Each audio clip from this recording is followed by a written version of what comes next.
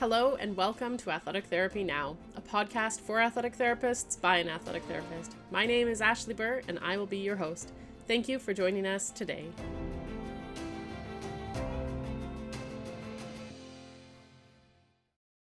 All right, good morning and welcome to Athletic Therapy Now. Today we'll be talking with Mylène about her experience on working with Valor FC, the professional soccer team in Winnipeg, Manitoba. So Mylène is 26 years old and is currently working clinically as a certified athletic therapist at NATE Chiropractic and Massage Therapy at the Université de Saint-Boniface as one of the head therapists for the teams. She completed her Bachelor of Science in Kinesiology degree at the University of Winnipeg in 2022 and went on to certify with the CATA that same year. Mylène has always been a fan of sports, both watching and playing. She started playing soccer at the age of 5 and has gone on to play competitively in Winnipeg up until she was 18 and has continued to play for enjoyment on some co-ed teams. Mylène has newly started playing futsal in a women's league and enjoys playing sports such as basketball, volleyball, and track and field, which she also did throughout high school. With a passion and understanding of sports and having experienced MSK injuries as an athlete, athletic therapy seemed like the perfect career path for her. Working with soccer athletes in particular has always been her biggest interest. She had the privilege of working a variety of sports through her practicums, such as hockey, volleyball, basketball, soccer, and futsal. On top of having experience working university level sports, Mylène has also had the privilege to work 2 years as an assistant athletic therapist for the professional soccer team in Winnipeg, Valor FC. Aside from the AT life, Mylène enjoys cooking, spending time with her family, and going for walks and keeping up in sports. So, Mylène, thank you for joining us on the podcast today. Just to get started in one sentence, can you share your favorite thing about being an athletic therapist? Yeah, absolutely. I know it sounds super cliche, but my favorite part about athletic therapy is being able to see your athlete or your clients get back to doing the activity that they want to do, especially from the initial assessment. And they're like, I want to get back to being able to go for walks with my kids or something like that. It honestly fills my cup so much, being able to see them get back to doing the things that they love. So yeah, that's my favorite part. That's a great part. I love that part too, like just watching them reach their goals and especially the goals where you don't expect to reach them. It's Yeah. very filling, like you said. Thank you for that. So, getting into the first question, how did you get started working with Valor FC? How did that happen? Yeah, it's pretty crazy, but yeah, no, I was still a practicum student. I was in my final year at the University of Winnipeg, and I remember seeing it was in November. Yeah, it was in November of 2021. The META had posted a job posting for an assistant therapist at Valor, and I remember being like, oh my gosh, I can't believe this is coming out. This is one of my stepping stones, dream jobs to get into, but I'm still just a student. And I said, you know what, I'm going to do it anyways and just see where I can go from there. Sent in my resume to Alain Couture, who's the head therapist for the Winnipeg Blue Bombers. He also oversees Valor FC as well. Didn't hear anything until mid-December, which I was surprised. I was at dinner with my sisters somewhere in Winnipeg, and I remember getting the email from Al, and it was like, "Hi, Mylène, I'm interested in giving you an interview. Do you mind coming in?" And I was just like, "Oh my gosh, yes!" So went in for an interview. End of December, we talked it out. He was like, "What are kind of your goals here?" And I was like, "Hey," I was like, "Whatever it is that I can do to basically get my foot in the door in professional sports." I go whether it's just a student position or if you're willing to hire me as an assistant, even though I'm still a student, I'd be more than happy to put in the work. And he's like, "Okay, sounds good." Didn't hear anything back till another couple weeks later. He initially offered me just a student position. So he had filled the role of assistant and then head therapist. And I took it anyways because I was like, you know what, it's a good opportunity. I'm going to do it. Then about a week later, he calls and he was like, hey, just letting you know something happened with our head therapist. Things fell through. So now we're moving the assistant therapist to the head therapist position. And we're going to move you from the student to the assistant position if you're okay with that. And this position obviously is paid and everything. And I was like, yeah, absolutely. I'll take it. Yeah, so it kind of started with that. Um, and then I started basically February 1st, 2022. Um, brand new to the scene and certified like 6 months later. But yeah, so that's kind of how I got started with them. That's really cool. And I like that your story kind of highlights, taking those opportunities, even if you don't think that they're going to happen. And even if it's a small role that it's not your goal, but starting out with those smaller roles. Absolutely. One of the best pieces of advice that I got starting, and this was more clinical versus field, but was just take the job, Yeah. and that gives you that experience, Hmm. and that gives you that one level up to if you find your dream job, then you have more experience than the other person that's applying Exactly. for that job or all of the other people. So, Yeah. yeah, that's really awesome and exciting. Like, So good for you. I was like, oh my gosh, like I'm not even certified yet. And I was like, what are people gonna think? But you know what? It was I'm glad I took that step and I did that. Good. Yeah, that's so exciting, and to get something that you've wanted when you don't feel like you're quite at that point, but I mean, there's that plays into a little bit of that um feeling like we're not good enough, but we Yeah, are, you yeah, know. exactly. Yeah. Yeah. So what were your highlights of working with Valor FC? Ooh, honestly, getting to, I guess, experience working with professional athletes. Like I know it's like kind of broad, but it is different than working with like your average like high school or university athletes. Obviously, like these guys are paid and they don't all come from Winnipeg, and um, so getting to, I guess, meet and interact with people of different cultures, ethnicities, different backgrounds. That was a big highlight. You get to learn a lot from those people. Yeah, I guess that's one of my biggest highlights. Sorry, I had my microphone on mute so you couldn't hear me writing things out. That's really awesome.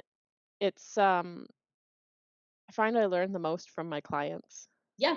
absolutely. Yeah. What did you find was the biggest difference between working with a high school team or working with a university team, like one of the teams from your practicum versus Valor FC? It's definitely the job is still more or less the same, right? Like you're still an athletic therapist, but the expectations, in my opinion, are like high. Like they're way up there, right? Because these athletes, like this is their jobs now. They get paid for it. Like if they don't play, they don't make money. And so I guess just the expectations of like their rehab or keeping them healthy and like trying to prevent those potential injuries. Yeah, that's, I would say, like the biggest difference. Not saying that university level isn't like that, because clearly like that is my goal as well too, to keep everybody healthy. But it's just like it puts an extra pressure, I guess, you could say, on your shoulders, knowing that like somebody's job is on the line, if you don't, I guess, do your job properly. So definitely that. So how did you handle that? Having those higher expectations, how did that go over for you? I'll admit I get very overwhelmed very easily. So the first, couple months was hard for me to, I guess, adjust to that like high pressure. But honestly, it's just fake it till you make it. I'm not saying like fake it like you don't know how you do your job, but like basically like if you look confident to the person, the coach, the athlete, whatever, like they trust you, right? And they believe you. So it's just putting that extra confidence in there, making them feel good about like what's going to happen, even though they can be in a crappy situation. injured, whatever. So I guess for me, it was just putting more confidence in myself and my skills, and allowing that to, I guess, project onto like the team and stuff, and knowing that like, I, even though I'm just a student, like I still know how to do my job. Like I can, yeah, I don't know if it makes sense to you, but yeah, it's just it's kind of how I dealt with it. Yeah, for sure. No, that does make sense. I tell students all the time in the clinic that if they have that confidence in their skill set, they know that skill set. The biggest jump is having that confidence in their skill set that they know what they do, and I think that also helps with the imposter syndrome that we all have coming out of university and getting into larger roles that we might not feel we're ready Yeah. for. What was, and this is, I'm throwing this one at you. What was your, because you've mentioned it kind of twice now. How were you able to overcome that imposter syndrome? Uh, What was the thing that you did to build that confidence and feel like you could do yeah. that? Yeah. Honestly, it's difficult because I was the only female staff on the team, so I had a lot to overcome in that sense, especially with the imposter syndrome. But I think what worked for me is just being firm in what I say, standing up for myself too. Um, yeah, not, I guess, like, yeah, just sorry. Um, yeah, basically just owning it and just telling myself, you know what, like you got this job because you deserved it. So you're here for a reason. You're not here because you don't know how to be an athletic therapist or a future one. So go ahead and do it and just prove your stuff. So that's kind of like my little inner monologue I would have with myself almost every day, just to kind of try to get over that feeling. Because yeah, like you said, like everybody has that imposter syndrome coming out of school, and you don't think you're good enough, and it's not true. Like you got your degree, like nobody looks at that afterwards, like you're the same as everybody else. So yeah. Yeah, that's great. And that imposter syndrome isn't just out of school either, right? Like I'm 10 years into this and there's still times where that imposter syndrome kind of sneaks up and Yep. same thing. No, I got this. I have the education, I have the learning. And so yeah, that's really great. And it's interesting that you mentioned being the only female staff member on a male team and how you had some extra obstacles to jump through. Yep. Uh, did you want to speak to that a little bit more, or is that kind of already answered in with what you talked about? I don't mind speaking about it at all. Yeah, it's definitely difficult. Not gonna lie. Especially when, I guess, trying to put it into nicer words, when you have to work with people that are from other countries who don't necessarily believe that women deserve the jobs that, for example, I'm in. And it's no discredit to anybody that I've worked with, but it's just honestly a reality.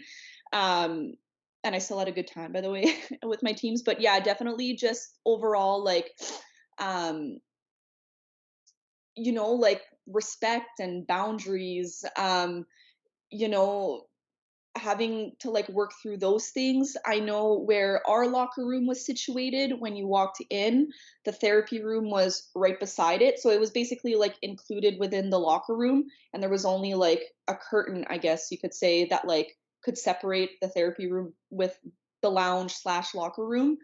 So that, for example, like I would always make sure that was kind of closed, especially after training and stuff like that, because guys will be guys, athletes, they head on right to the showers, and I don't want to see that. And like, it's just keeping that respect, and that privacy. Yeah, just things like that. Yeah, that's tough. There's a book called oh, what is it? Lift Women Up or Lift Each Other Up. Okay. Are you familiar with I'm it? not actually. Just pulling it up so I can correct the name there. Sorry, it's called Strong Women Lift Each Other Up, and it's by Molly Galbraith. I probably butchered the last name, but it talks about um, lifting other women up, and it talks about all of the difficulties of being a female in a male role, or a male traditionally quotation marks male role, and what the differences are, and all of the different obstacles that we have to kind of jump through. And so I can imagine. I mean, I've worked football, Yeah. but that's with high school football, and so I don't think it has as many of those obstacles as it would working with a professional team with people from other countries. And especially when, I mean, high school, and you kind of said this before, the thing that's on the line is playing or not playing, maybe a scholarship, right? Whereas in professional teams, it's that's their income, and so if they don't have that trust in you, then they that's a big thing for them to have to jump into. And if there's that, idea out there of only men can be have this role, that becomes even more difficult, I imagine, in a professional team. So thanks for bringing that up. And I think it is getting better, Yeah. especially in Canada, but um, hope that it continues to improve. I know, same. Um, so moving on to the next question. What would your recommendations be for a student or new grad, or even somebody who's been in the workplace for a long time who's interested in working with a team like Valor FC? Honestly, my biggest advice when I tell even the few students that we've had at Valor with my time there is don't be afraid, like get out of your comfort zone. Don't be afraid to, apply for that job, or ask those questions to broaden your skills. Like it's really trying to get yourself to like have that confidence in yourself. And yeah, like you have to put in the work. That's honestly also part of it. Like you can't just expect to just be an athletic therapist. Like when I started with Valor, like I was doing laundry as well too. Like I'm helping with equipment. So, like your job varies, but yeah, put in the work, get out of your comfort zone, ask those questions, and just like own it. Like literally fake it till you make it. That was the biggest thing that helped me. And I try to like give that to students, and give them that confidence, because I know what it's like. It's scary, and you feel like you're not good enough or you can't get it. But now, like if you just own it, whatever happens, happens. The worst that somebody can tell you is no. So Yeah, that's such great advice. And I used to just have this idea in my mind that I had to wait until kind of something approached me. Like I worked really hard for referrals in the clinic, and working with teams and things like that. But especially with courses and teaching courses, yep. people aren't just going to reach out all the time and be like, "Hey, come teach a course here." Yeah. Right? Like sometimes I have to actually reach out to other people and be like, "Hey, we've talked in the past, or you've made comments. Are you interested in hosting a course, or reaching out to associations? Can you help me out with hosting this course?" And so going out and getting out of your comfort zone and reaching for those things and asking, because like you said, the worst people can say is no. But the if you don't do it, what's the quote? You miss all of the Oh, you miss shots 100% you of don't the time. take. Yeah. Yeah, who said that? I'm an office nerd, so I'd say Michael Scott, but no, it was Wayne Gretzky. Was it Wayne Gretzky? Yeah. We'll go with that. You miss 100% of the shots you don't take, and I think that's true in our profession as athletic therapy, in getting jobs, and even in improving in our jobs and learning more. hmm So, is there anything else that you wanted to add on to this, Milan? Uh, good question. I currently don't have any anything to ask No, or. that's okay. That's okay. So, can you tell us where people can find you? Yeah, absolutely. I mostly use Instagram. So my AT Instagram is Mylène Gagné dot athletic therapy. Mylène, Mylene, Gagné, Gagne. And then my Facebook page that I try to also post on as well too, is just Mylène Gagné Athletic Therapy. So yeah, those are my two main socials, and yeah. Yeah, I'll have all of that linked in the show notes. And then just before we go, I'm just going to recap kind of what we talked about, and then you can let me know if there's anything that I missed there. So, you first started working with Valor FC when you were still in school. You were still a student, and you got there by just taking that opportunity and even taking a role that wasn't necessarily the role you wanted, but still something that got your foot in the door and got you started. And that kind of led us into talking about um, the imposter syndrome and how there was these higher expectations, higher pressure, and being the only female in the coaching staff and on a male team, and how that had it came with its own set of difficulties, and getting through that imposter syndrome, owning it, being firm, standing up for yourself, being confident in the things that you know, and looking out and finding the things that you don't know so that you can learn more. And then building that respect and boundaries and privacy with the players and the coaching staff, and almost just creating that those expectations for yourself. What do you expect from the players and vice versa? We talked about your highlights of working with Valor FC was really just that interaction with all of the different people and cultures and backgrounds, and how that plays into sports. When we talked about recommendations for students or new grads who are interested in working with a professional sports team, um, we got into getting out of your comfort zone, broadening your skills, learning more, and just doing all of the things to get there, and taking those opportunities and owning it. And that quote by Wayne Gretzky, or who was the other person that you said that? Michael Scott. Michael Scott. So we'd miss 100% of the shots that we don't take. That is just so true. Was there anything that I missed in that quick recap there? No, you summed everything up perfectly. Perfect. Okay. Well, thank you so much for joining me today. And I'm going to stop the recording now. Thanks for having me. Welcome.